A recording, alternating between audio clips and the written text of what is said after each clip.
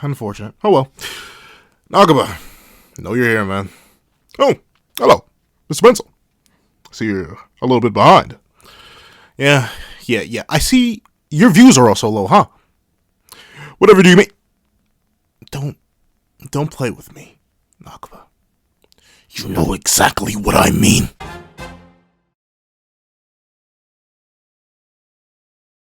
A very big thank you to our $5 patrons. Send us Lancelot, Praise the Sun, Strawbones, and Aaron. Now,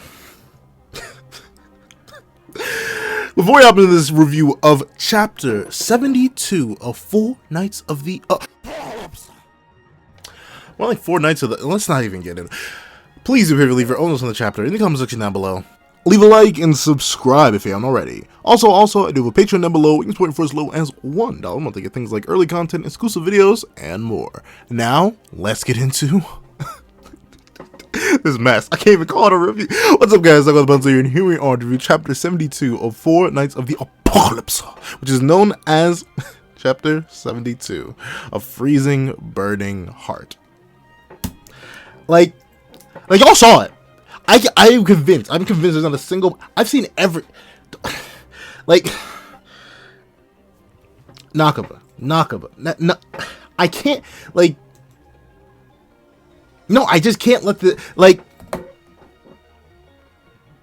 Did too many people like Jericho... Did you just get sick and tired of people hearing and making jokes about Jericho? Is that why you did this? Because, like, no offense. Everyone thought it. But no one said it out loud, because we were all sick and twisted enough to think it. But we weren't sick and twisted enough to manifest it, put it on a page, and then release it to the entire world. Nakaba, it's not too late. It's too late. It's way too late. Like, I've legitimately, on all platforms, never seen so much Seven Deadly Sins content. That is not content, it's just critique. And it's not critique, it's just, like, real human thought. Like, not... I can't excuse you anymore. But, you know... Let's just hop right into it. I'm sorry. So, yo, what up? We do get to see that Lancelot is showing up, like you did at the end of the last chapter. He's popping up, he's flexing out, and obviously, this is blowing away just about everybody there. With Lancelot suddenly showing up, especially considering no one could really sense him coming, I guess. You know, suppression, and probably something, a little zero sign here or there. Everyone's looking and shocked to see him. And we see, you know, regular human... See, like, I almost want to skip straight to the main topic of discussion, but that's... I can't do that. Because there's so much other... That's the thing. There's so much interesting stuff that's alluded to in this chapter, and that could even be great for scaling, hypothetically, if we're talking about stuff. But we'll get into it. So we see, with Lancelot showing up, Jericho obviously acknowledges his existence. Like, oh, okay, so...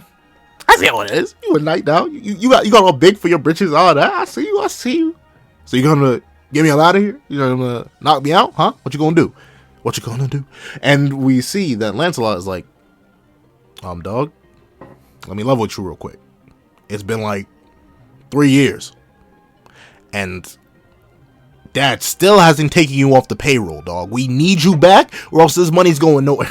No, but he literally says, I've come to bring my master back to Benwick. As a family member. Very, like, notably, like, you could definitely see the whole big sister, little brother vibes that was there in the original Lancelot one-shot. But, like, the whole idea of family wasn't necessarily verbalized too much, except for the end of the last chapter. And here, now, obviously...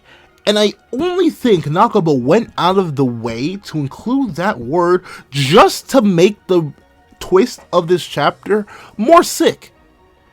And, like,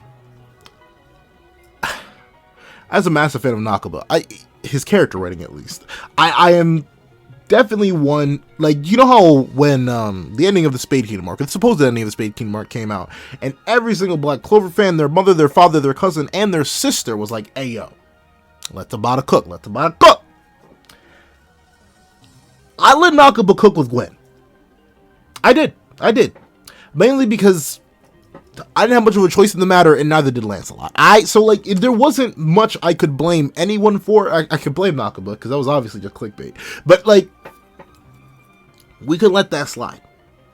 what happens in the shot, we cannot let, we can't, I need to call the police. But regardless, we see that obviously Jericho is not going to get back on the payroll anytime soon, and is on a new one. And this new job with Arthur comes with certain benefits that she can't get back at Benwick, so she's threatening Gila's life. Once again, I will cover it when I review the chapters I've missed so far, but very interesting. Like, see, I've been so busy these past couple weeks, was why I had to hard disappear again. But still, this is gonna be so funny for someone listening to this in the future and just has no idea what happened. This is definitely going on the playlist in regular order. Once all the 4 videos are, no one's gonna know what I'm talking about. But regardless, the idea here that Jericho's so willing to like execute Gila after all those two went through together is kind of crazy. I know Gila was on that kind of energy too, but at the same time, it's like, but really though, like, is it really that serious?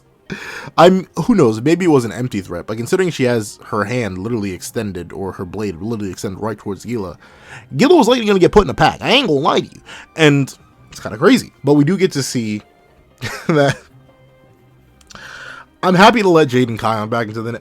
I'm happy to let Kion back into the narrative. As much as I want to punch him in the mouth, at least I appreciated his character for what it was.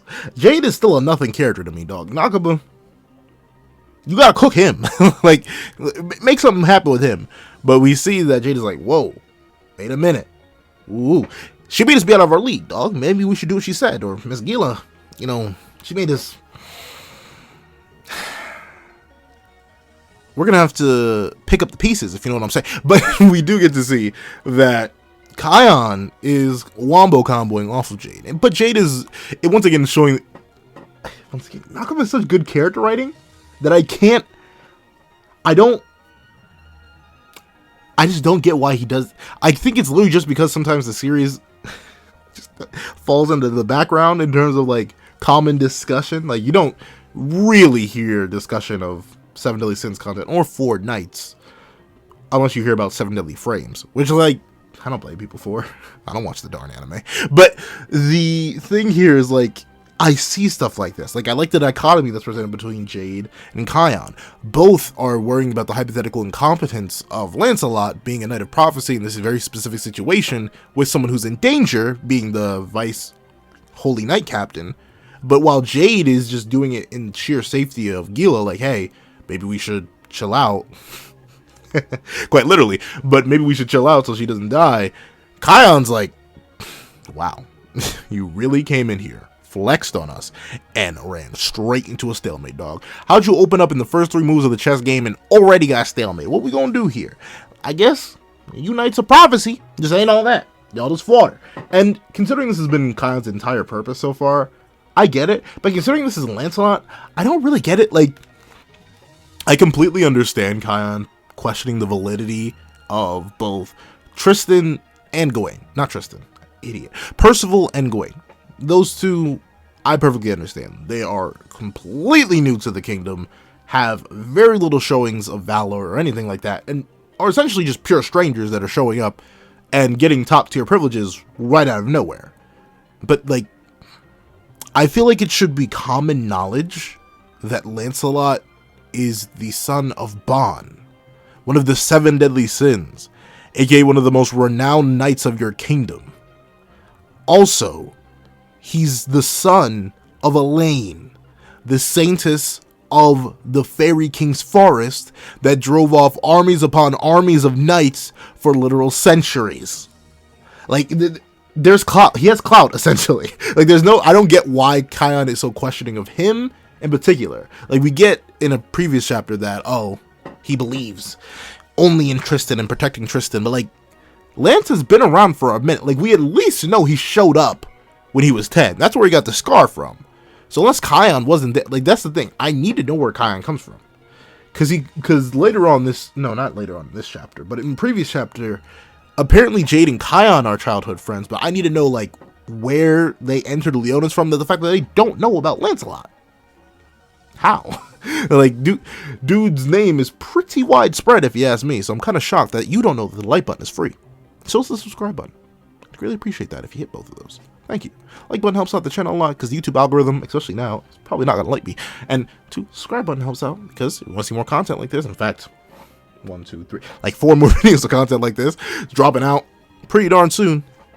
You want to stick around. However, the thing is, Kion not knowing Lancelot essentially is kind of a weird non sequitur to me. Like, I get it. You kind of have to make Kion biased against all the knights, but considering the context you set up, Nagaba, it doesn't really work with Lance. Like, just narratively and historically, it doesn't work with this timeline and clout you've given Lance in the series so far. If Lance was also a nobody, somehow, it could work out. But not now. I don't get it. However, what I do love here is that while both of these guys are expressing doubt about Lancelot's abilities and thinking that, oh no, Gila's going to get in trouble because of the incompetence of one of the 4 Knights of Prophecy, we get to see that Lance just strokes his non-existent beard and starts taking a stroll forward. And Jade is like, huh? And Kion's like, yo, you have a death wish, bruh? Because, like, if I can't grant it, she will. But, of course, this is Lancelot. Bond didn't have a last name. Who has a last name? Leonis. That's the only last name. Is that the only last name? Like, Merlin of Belialowin is a title. None of the demons have a last name. I can't even think of humans. Does Hauser have a last name? Gilthunder doesn't have a last name. Our last names exist because Leona, but maybe that's just another, like, title? I don't know. But, essentially, Lancelot strolls on up. And we see that while Jericho still has her blade to Gila's neck, she obviously is about to do something with it. Like, she legit reels back and swings. Though, admittedly, looking at where she had the blade in the previous panel where you see Lancelot walking forward, I don't know why she didn't just... Well, maybe she couldn't build up the force or something, but she... If you look at the panel where Lancelot begins to walk forward and you see Jade question Mr. Lancelot and stuff like that, Jericho has her blade on the right side. Like, her blade is right next to Gila's neck. But then in the next shot, she has the blade, like, on over her left shoulder, which is opposite to Gila's right. Like, I just... It's like... just shot inconsistency. There should have been, like, an intermediary panel or something, because that would literally mean she would have to have, like, either pulled the blade back and put it over her shoulder, or specifically lift it over Gila's head and put it over her shoulder. However, we do get to see, while Jericho's like, tough noogies, bro, gotta get you up out of here, she swings, and yeah, it's still Lancelot. So he immediately grabs the ice statue that is Gila, which is interesting. He doesn't freeze, which does imply that only Jericho, like, you have to touch Jericho's body to get frozen over, rather than touching anything she creates, which is, I guess, for a safety concern, it makes sense, but at the same time, kind of worthless. You may want to have, like, everything have an instant freeze effect, because you can just capture all your enemies that way. Though, admittedly, if it's too cold, they will die. But we do get to see that when Lancelot trips her, it is actually, once again, simple yet effective displays of strength that only really, like, out of all our casts so far, I mean, Tristan had that really good showing against Melascula, where he just showed his raw physical force, like, no wings, no nothing, he just hard charged through her physically. But, like, that was an explosive display of force. Lancelot literally trips Jericho up, takes 2 fingers, taps her chest plate, and she's in a wall. Like, legitimately, there are no motion lines. Like, there's no real force that's being shown there, and he still managed to do that much, while likely suppressed and with a finger tap. He really is the GOAT. Like, once again, is that what Nagaba, like, now I may get the thing later on in the chapter and what he did with Guinevere, right? Does he know he's making Lancelot too cool, so he just wants to, like, keep pegging him down with stuff? Because if that's the case, it's kind of working, unfortunately. Like, I just feel bad for, that's the thing, I feel more bad for Lance than I do angry with. And the thing is, it actually kind of works out for Lancelot's favor, because what happened with Guinevere and what happens later on in the chapter are some of the rare character breaks you get with Lance. So, am I really gonna fight for that? Am I really gonna? You see, we'll see. But we do get to see, while Jericho is in a wall, And I really, really love this shot. And I love how the only things that aren't covered in the, like, distinct action lines are Lancelot's sharp, piercing eyes. Like, bro's a demon. However, we do get to see that with this instant one-shot, Jade is just like, yo, that is crazy, dog. How did you do that? He runs over, but apparently Lancelot isn't so impressed with himself. And what apparently happened was Lance only meant to, like, put her into the wall, but Jericho put herself through the wall. How she did that? Ice magic, I guess? Maybe she dug a spike through the wall and then climbed through. Like, I don't know. But that wall looks pretty thick, and I don't really see any ice residue. But who knows? But we do get to see that Lance is like, okay, I can tell by the look on your faces and what you told me, you're both fodder. Take her to Thetis and get her out of here. And once again, this is the name of Thetis. It's the lore Olympus had in me. It's the Greek mythology man in me. If Thetis doesn't actually end up being anything important, or they just keep getting name dropped on the side, and they don't end up being anybody, it'll be okay. But it's such a distinctive name that has Greek context to it, or at least, hold on, let me just fact check myself again. I'm pretty sure it's Greek. Greek it is. It is very much Greek. So I feel like someone's got to be up with that. Because I think that's the only time Nakaba has used, like, a non-Arthurian legend, canon, Old English name. Like, Greek it's not, then again, I'm acting like I'm a language buff, but Thetis is a very specific, anyone who has, like, an inkling of anything Greek mythology-wise would know that name. And thusly, the fact that it's being used for a mage, the new, likely, supreme mage of Leonis, seem a little sketchy to me. I'm intrigued to see who they are, if we ever do get to see them. However, we do get to see that Jade is essentially following up on what was established last time. Like, hey, she mentioned something about a prisoner cell. We may need to go on and stop her. And Lance is like, okay, don't worry, I will. And he proceeds to immediately chase her down. And once again, let the artist in me come out. Man, Nakaba's good with backgrounds. Like, it's 3, well, really 4, with a tiny little Lancelot and some dash spots in between. But, like, these 3 backgrounds show so much about the underground dungeon of Leonis that's really actually interesting. And it's just because Nakaba's a good background artist. As a person who can barely draw characters, golly gee willikers, I wish I was a good background artist. We do get to see as Lancelot lands, he's met with a sight he would not want to see. Or maybe he's been wanting to see all this time. And he goes on to say, yo, let me level with you real quick. 2 years. 2 years. You know how much can happen in 2 years? I went and got my associates in 2 years. I got my driver's license in 2 years. I went and slayed multiple holy knights from your kingdom in 2 years. A lot can happen in 2 years, so where you been? What's happening? What's going on? Why'd you leave Benwick? Was Bond not paying you enough? Did Mama Elaine not let you get piped down every toe? I'm talking about plumbing, YouTube. Just plumbing. Just plumbing in the Fairy King's forest. Because Bond made the innovation that they now have plumbing. And now I just had the horrid realization that they probably don't have actual plumbing in this time.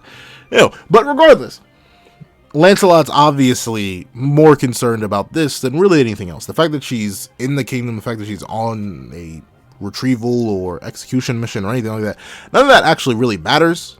What matters to him is that she just became a holy knight of Camelot and left for seemingly no reason. But interestingly enough, this does clarify a few things. One, it does explain that these two did go back to Benwick together, which was a thing that was pretty much up in the air this entire time, whether or not they left at the same time, whether or not the like button is free. If it is very much free, and so is the subscribe button. If you haven't hit either of those, please hit both. Please be subscribed and please hit the like button. It helps me out a lot. But we see that they both left at the same time and both went in at the same time, meaning they both returned to Benwick at the same time. And they returned to Benwick seemingly I think like, no, it's established that they were in that weird realm for 3 years, had a year in Benwick, and then Jericho dipped. So Lancelot came back around the age of 13, which is notably clarified at the end of the What If, like years pass or something, and then bada bing bada boom, the prince returns. But very interesting. That time period is pretty much a complete unknown in what happened to them. However, this gives a whole ton of context for that. Apparently, it was literally just these two together, and the entire experience in there, while still quite mysterious, does allude to the fact that I was kind of wrong. I'm not sure if I can't say we on this one, so I'm not sure how many people believed it, but I thought he got trained by the Lady of the Lake or something. Like, where'd he get light magic from? Did he just have it? How is he so strong? Because he just is. Like, I get it. Bond with mutated human genes plus fairy blood. I was about to say, like, fairy body, but no. Like, fairy royal blood. All that, I get it. It makes a strong hybrid, but, like, he is freakishly strong. Like, stronger than literally the grandson of the gods strong. Like, that's how strong he is. And I thought that would come from training with the Lady of the Lake. But supposedly, what's implied here is that that didn't really happen. And we get to see that not only did they return, but once they returned, Bon and Elaine were actually very concerned about both of them, but even her.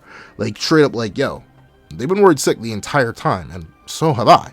Like, this was a time that they had gotten out of a really dark and dangerous situation, came back, and then Jericho suddenly dipped. So obviously this is emotionally scarring to a young dude like Lancelot, who was 14 at the time when she left, and I don't know, but being 14 years old is a pretty developmental time in your life, and for one of your major caretakers to just dip out of nowhere and proceed to become the subordinate to your greatest enemy,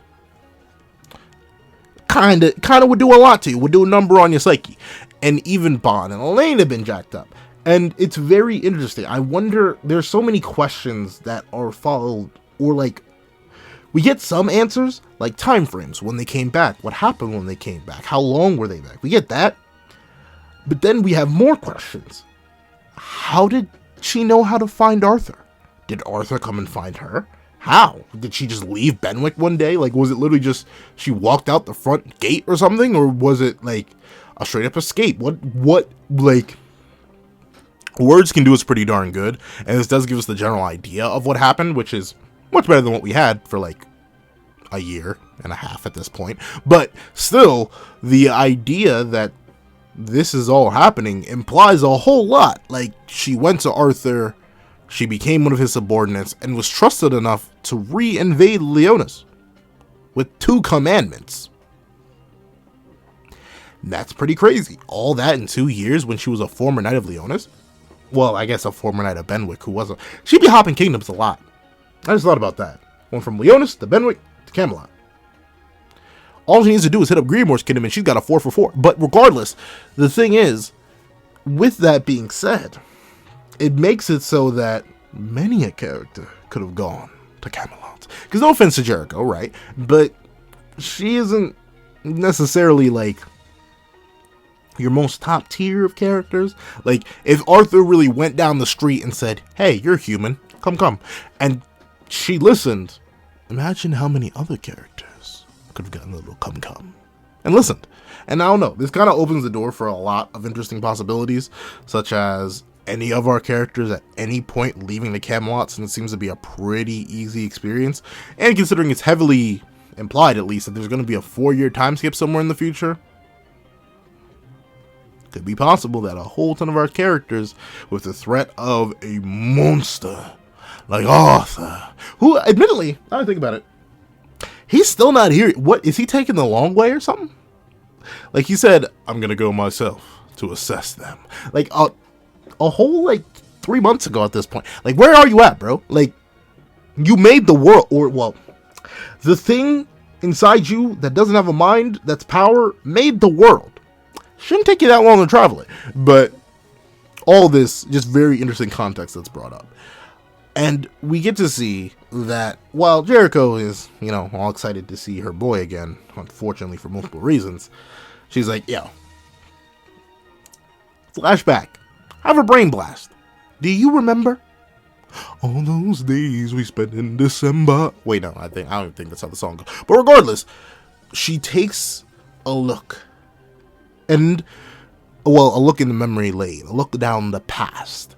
And we see that apparently it happened exactly 6 years ago. Like, to this day. To this day. Meaning it's the anniversary of their, like, self-kidnapping? I don't know. But they were whisked away from Benwick. Or spirited away. Is that a Studio Ghibli? And apparently they were trapped in the world beyond. What? Huh? Who made it? Like, I'm gonna get questions now. I'm gonna get questions. Hey, yo, bruh. Who made the world beyond? No, I'm kidding. But the thing is, how big is this world? Where'd it come from? Who made it? Was it Arthur? How big is it? How long did it take him to make it? Does anyone scale to it? Nah, but we already had a reasonable amount of realms in Seven Deadly Sins up to this point. Like the Celestial Realm, Human Realm, Demon Realm, Fairy Realm. Magadoza doesn't count. Giants suck. They don't get a realm. But Purgatory, like the capital of the dead, we had that's seven. 1, 2, 3, 4 for the 4 races. 2 afterlives. And now this one. We have 7 worlds. But oh no, why did you do this? Just to give me a heart attack. But regardless, with this whole new world being introduced, I'm really wondering. I mean, technically we have 8 worlds because of Arthur, whatever Arthur's doing right now. But essentially, they were in another world. The nomenclature there is what's throwing me off, right? They're not saying we were trapped in that other world. We were trapped in a dark void. We were trapped in a weird space. We were trapped in the world beyond. The world beyond what? The world beyond men? The world beyond fairies? The races? Giants? Men? Like, I don't know. World beyond what? World beyond death? I seriously don't know. And notably, we get nothing. Like, all we get to see in this image of them leaving Benwick is them being in an absolute place of darkness and Lance staring back at his home. That's all we get. We have no idea what this looks like. And obviously, who knows? This could be Nakaba just being like, haha, I'm never going to tell you. Like he does with a lot of things in the original series. But also, it could just be Nakaba being like, haha, I don't know yet. But you wait for it. It's going to be fire when I do that flashback arc. So, give me a Gojo's pass, but make it Lancelot, bada bing, bada boom, we're in it for a good time. But regardless of that, the world beyond is an interesting concept that I'm both excited and scared that Nakaba decided to introduce now. Like, he said, alright, so how long are we in? Solid 72 chapters or so? Yeah, let's give him another world. Like, do you know how long it took for us to figure out there were other... I don't think we knew it was a realm at that point. You know how long it took for us to figure out that there were other realms in the original series? Forever. Like, ever. Like season 2. At least 100 chapters in forever. I think we learned about the demon realm then because people mentioned it. Like, they just straight up, the commandments brought it up. That's about it.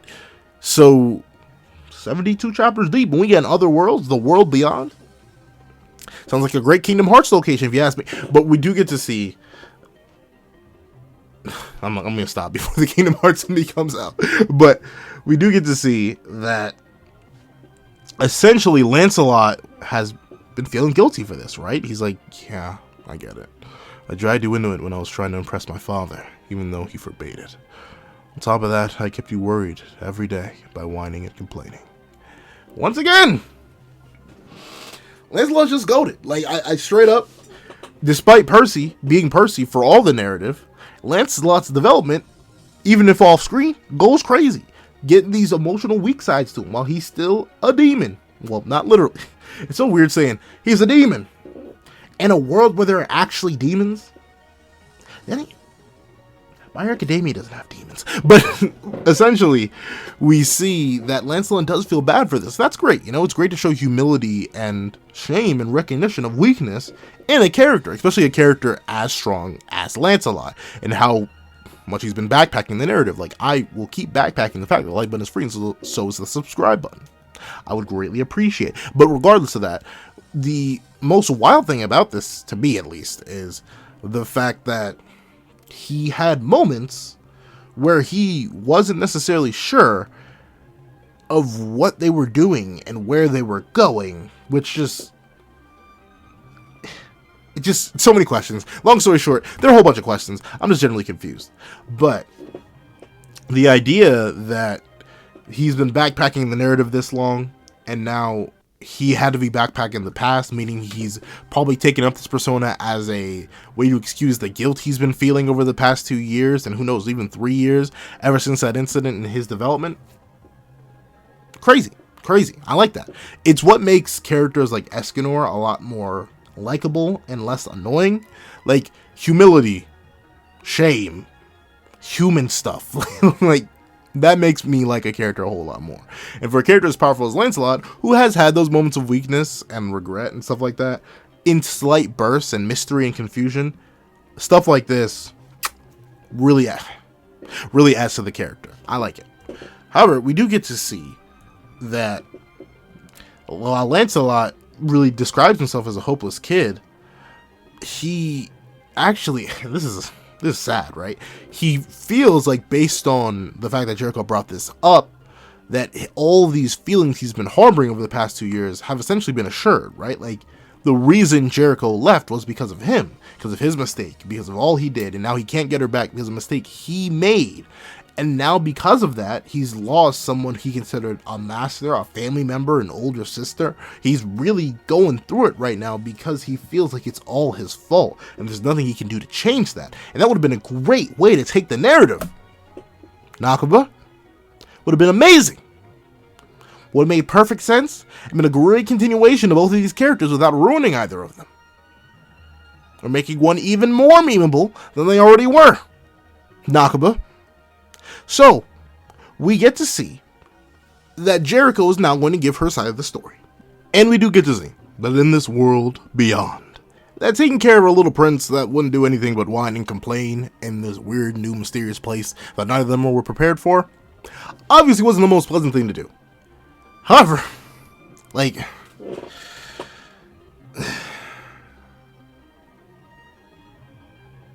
you know, like, if Lancelot in the original situation was like 10 years older and Jericho was the same age, I don't think I probably wouldn't bat an eye, because he'd be like 20 at that point. That's still creepy, because she's been around since he was born. That is just weird. Like, I need to see y'all I need to see y'all defend this one. Like, and I give y'all credit, right? Y'all been explaining, like, yo, pencil, chill. While 16-year-olds and stuff, maybe we're to you, because you're an old man. And yes, I am. One, in Japan and ancient medieval times, this is all fine. And two, you're just old. And both of those things are true. But, like, does Japan cover this one? Does Japan? Well, you know what? Not yet. We'll get into that.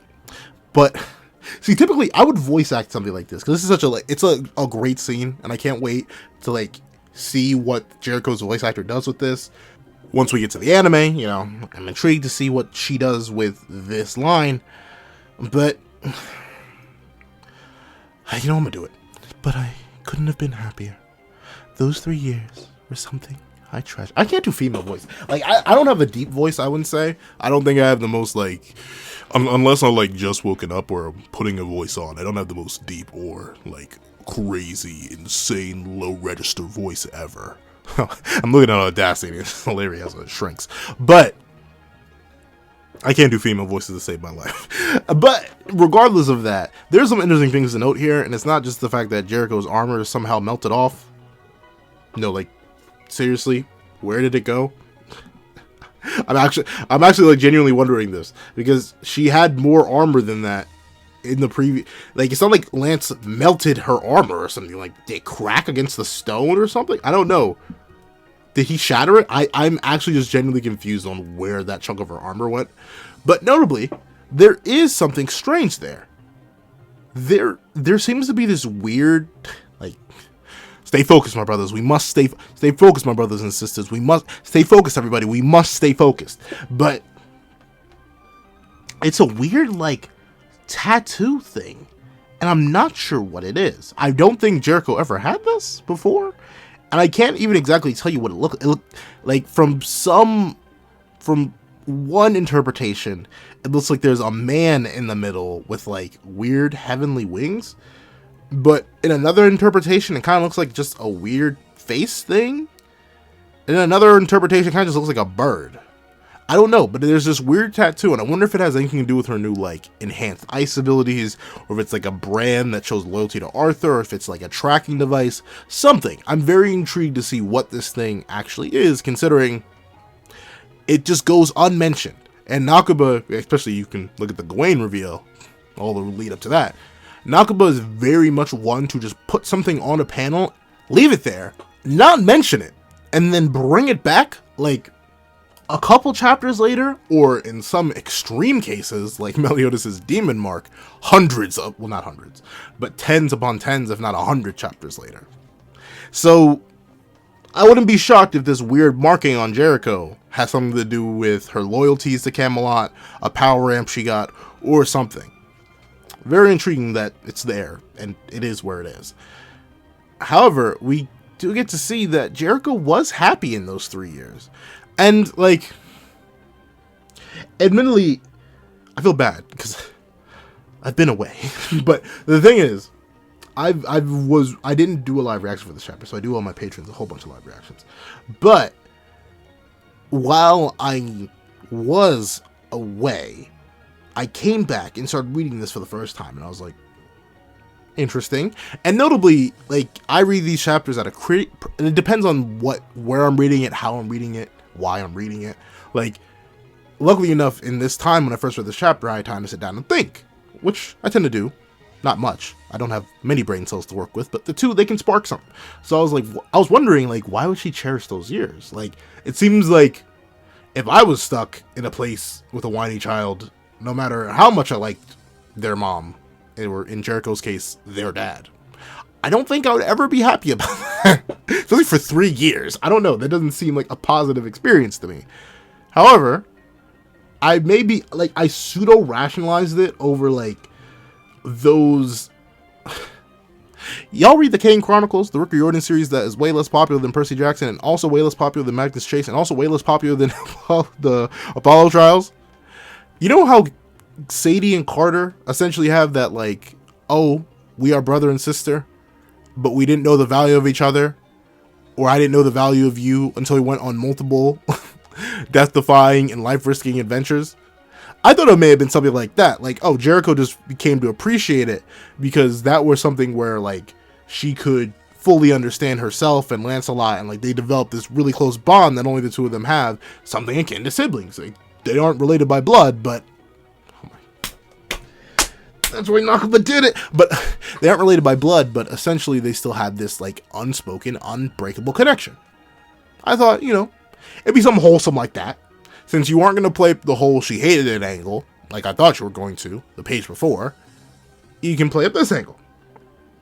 But unfortunately, we'll get to it. Lancelot is like, wait a minute, hold on a second. Pause, rewind the tape. Was I emo for nothing? I thought you hated me and left. But of course, we get to find out that, we're here, dog. We're here. Nakaba, I can't keep the... I didn't really defend anyone over here. I kind of flamed Nakaba. So, I'm just gonna flame. Nakaba, you can't keep doing this, dog. I don't care how low the manga sales are getting. You had a color page a couple chapters ago. The manga sales can't be doing that bad, bro. You low-key backpacking whatever... See, that tattoo is there again. But you keep backpacking the company you work for. I don't know. I really don't. Kodansha? But regardless... There's no reason you had to do this. Like, legitimately, there's no good reason I could fathom on this good green earth why you would do this other than for clickbait. Like, I want y'all to click, no bait, the like button and the subscribe button if you haven't already. Thank you. But the thing is, like, what other than making Lance's life worse, which who knows, it may be the entire point. Maybe that's the secret of Fourknights of the Apocalypse. Lance suffers the series. I don't see why one would do this. Why would you write it like this? Of all the innumerable, uncountable paths you could have taken, why this one? Like, Jericho is a character who, admittedly, everyone and their mother thought was initially going to end up with Bond, right? Like, I did it. A lot of other people did. I don't really know. But I hear it consistently. Like, it felt like that's what Jericho was introduced for. She was introduced in the narrative earlier than Elaine, I think. And considering pretty much every other person's arc in Seven Deadly Sins has something to do with moving forward, didn't really think Bond was going to have to move backwards, which is why I have a whole bunch of problems with Elaine, but we let it slide.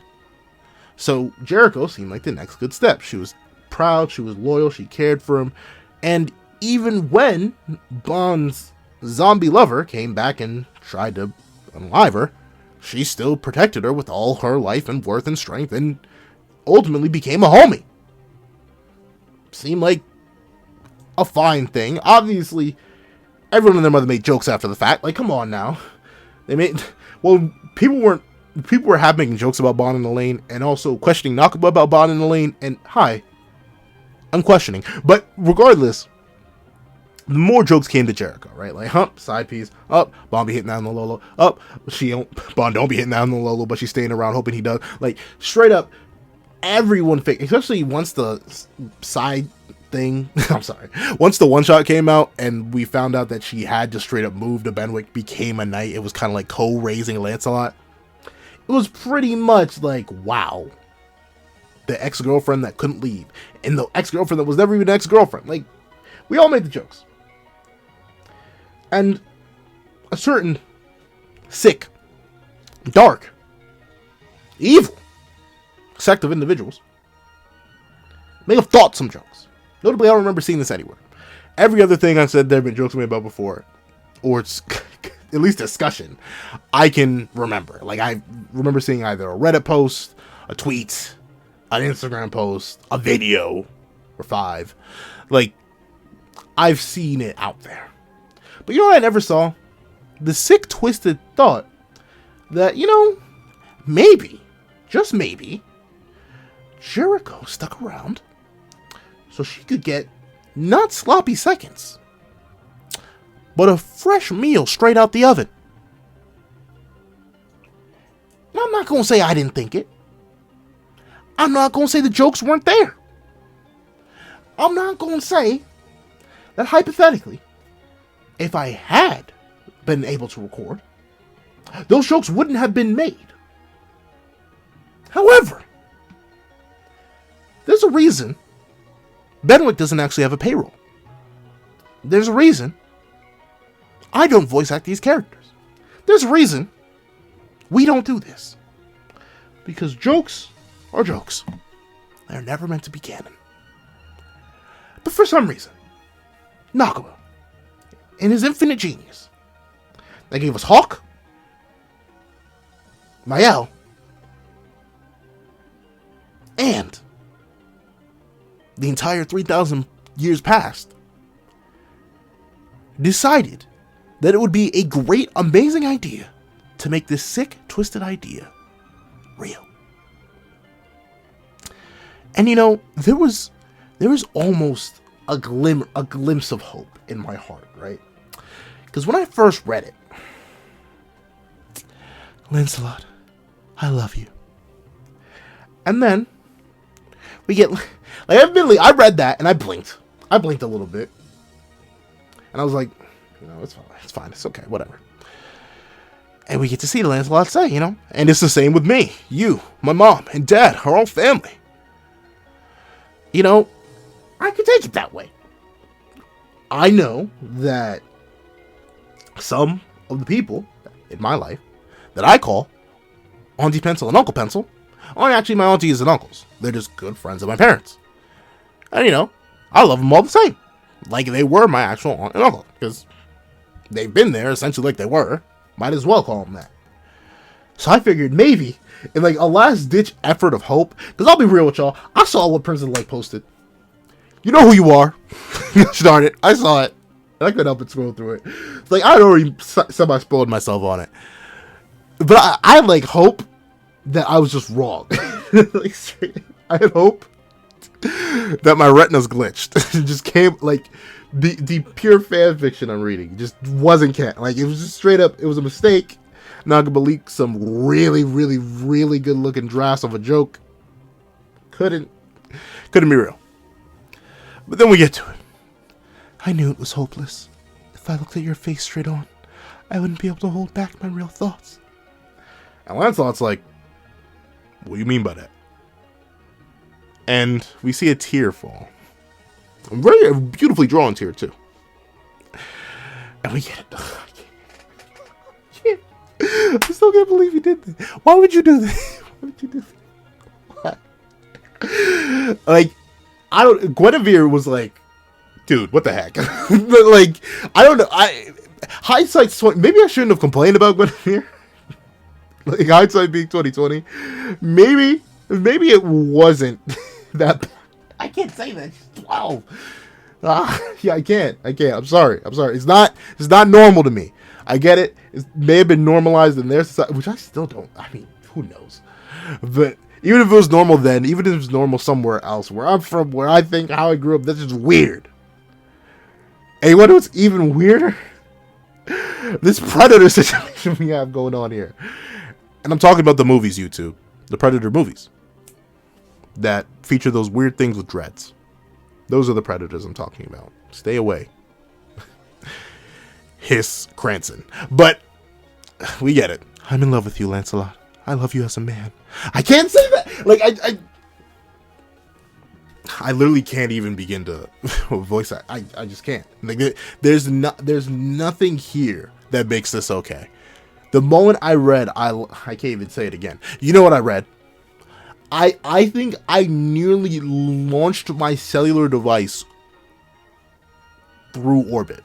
Like straight up, not out of orbit, like through, like it took the darn orbit with, like it took every ounce of my willpower to not throw my reading apparatus into the sun. Because why would you do this? Why would you, like, notably, despite Nagaba filling the series with people, I never necessarily like had a best girl thing with Seven Deadly Sins. I don't know. It's just the series just never fit that. Notably, like almost every other manga I read has one of those, but Seven Deadly Sins never hit it. I don't know. It's kind of like a brother to me, so I couldn't think of it. But I know a lot of people really, really like Jericho. So like, how do y'all feel about this? How's it feel that you got Mr. Steal Your Girl by a 10-year-old? Why? Like, why? It's actually just work. I legitimately can't think of a justification for this, bro. She's literally a crib snatcher. Do they have cribs in Benwick? She's like, how do you think, like, Nakaba, how do you think of this? Then run it by your editor. Then proceed to sketch it out, ink it, and then hit post. Like, how do you do that, dog? Why?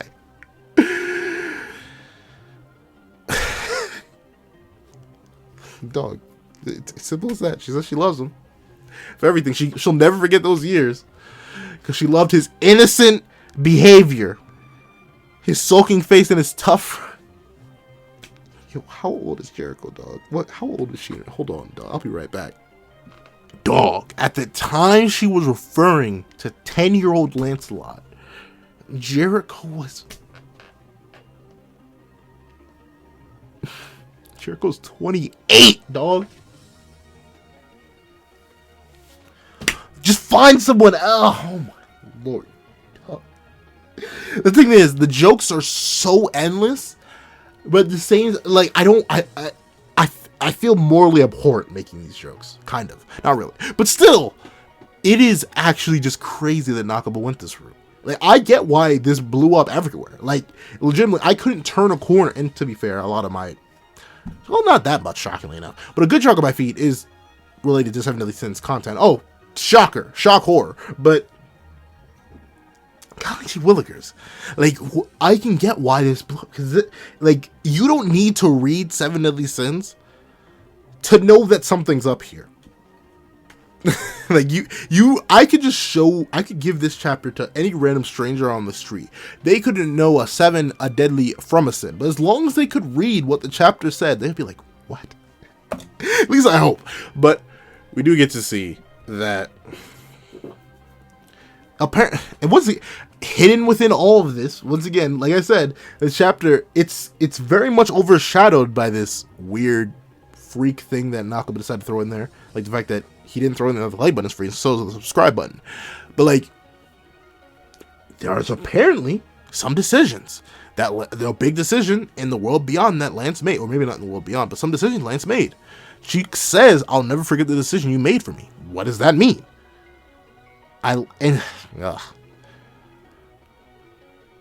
But then we get like, no, because she said she liked it since then.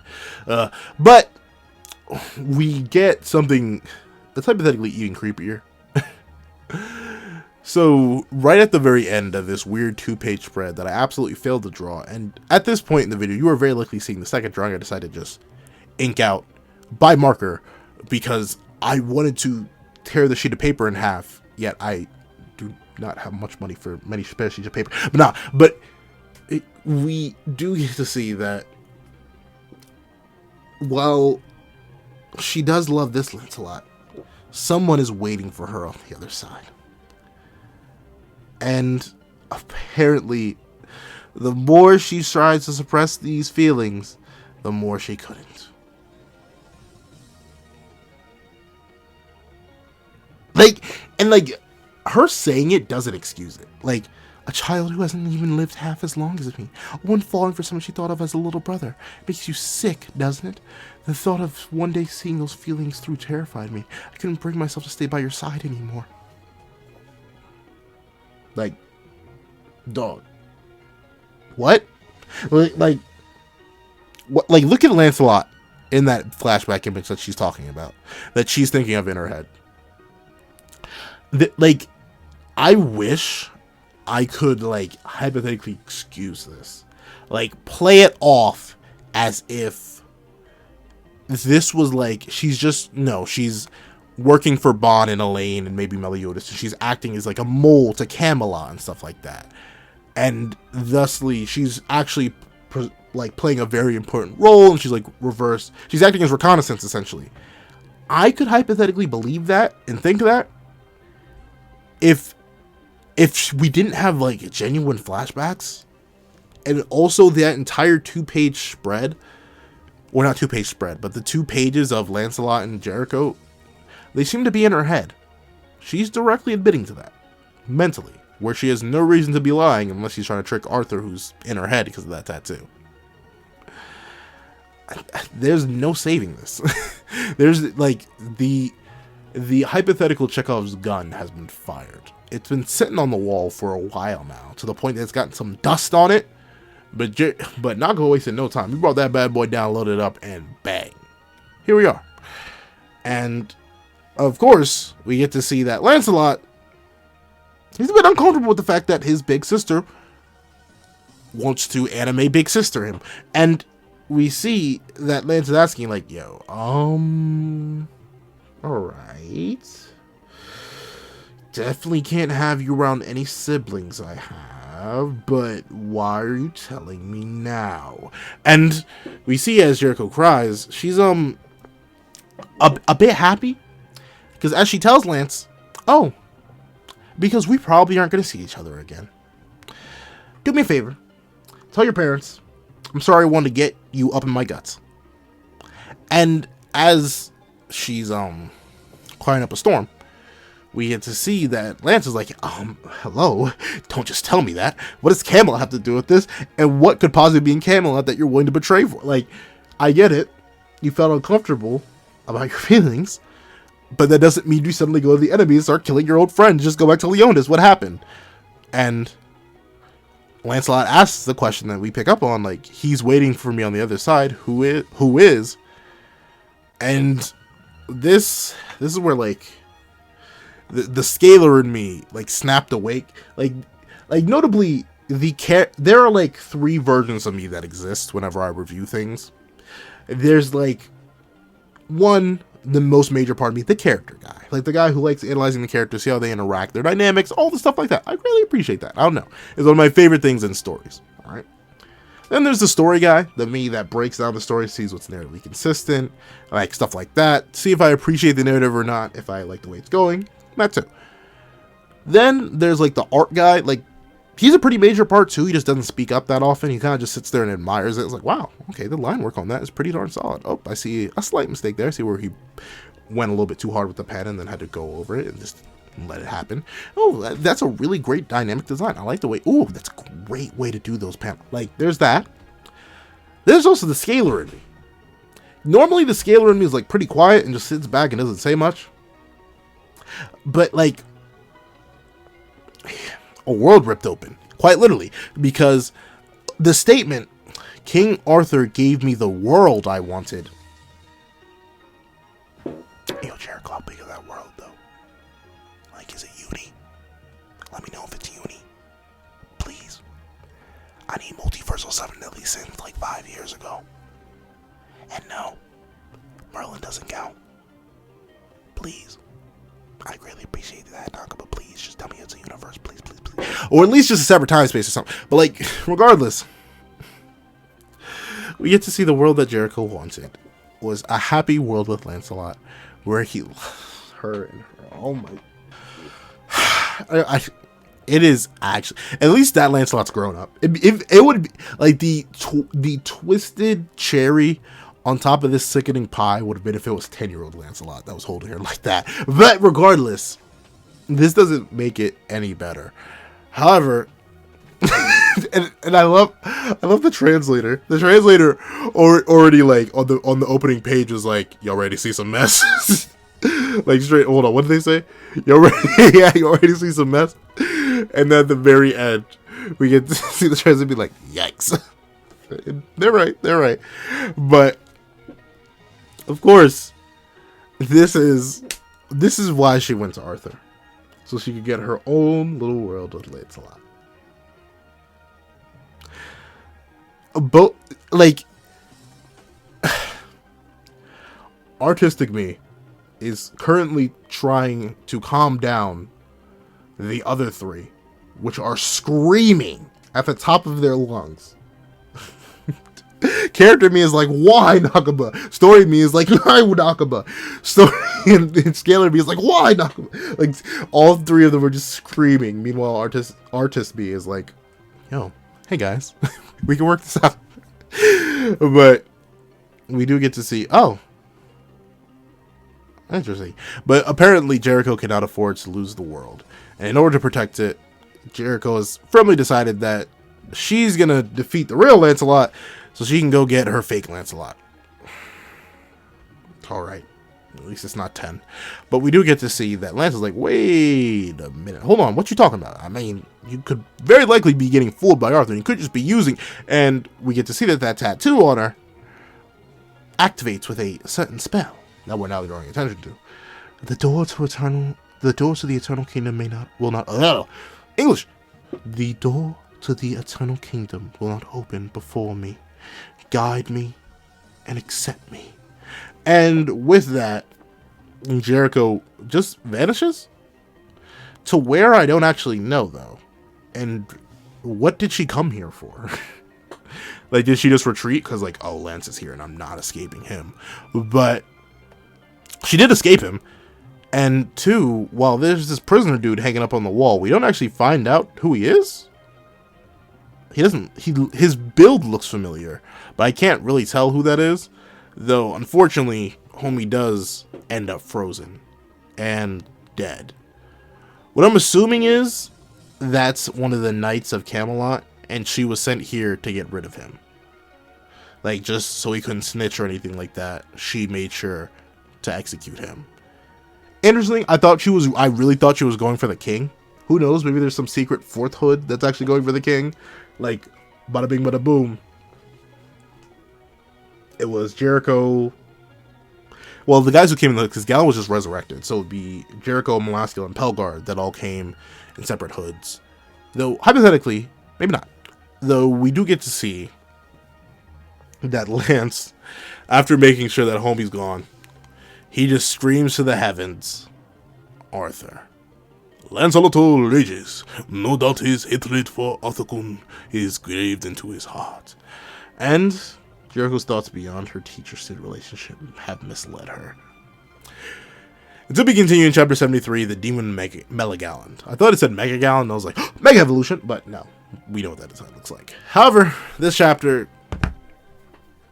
like, what other ending thoughts are there to like, notably, this does, it's great to see Lancelot enraged, and it's great to see that he now has, like, really true, like, to be fair, I thought the Starvisor Knight plot would be, like, dragged out for a whole lot longer. I thought they were going to be, like, some high-ranking individual. And no offense to Jericho, but she's fought her. There's nothing she can do about that. So, I guess getting rid of the plot line this early is fine, because now we have, like, a true, genuine tie-in to Lancelot hating Arthur, which really just leaves, like, Tristan and Gawain. Ironically enough, our two, like, MC four knights up to this point have their hatred pretty well locked in. So Gawain and Tristan, we don't know enough about the Gawain, so I don't know how to get her invested into fighting Arthur. Tristan, though, he's got two very alive parents that don't need to be alive. It's not so bad. Nah, but anyway, chapter, for sheer, like, conversational value and how much this is done, because, you know, any publicity is good publicity. Shoot, it's a 25 out of 10. It's everywhere. But in terms of actual chapter contents, it gives a whole lot, but it takes a whole lot, too. Like, I'm not gonna lie, the developments about the world beyond and the implications of Arthur creating worlds specifically for individual people, and the hypotheticals of the future matchups and possibilities that could come from people betraying Leonis and our knights for Arthur. Great! Controversy drops it off by like 5 points, so it's a solid 5 out of 10. Thank you guys so much for watching. Please remember to like, share, comment, and subscribe. Make sure you hit that little notification bell so you miss out on any videos that come to the channel. Also, I do have a Patreon down below. You can support for as low as $1 a month to get things like early videos, exclusive content, and more. Thank you so much for watching once again, and I hope you guys have a wonderful day. This is Zach with the Pencil, writing off.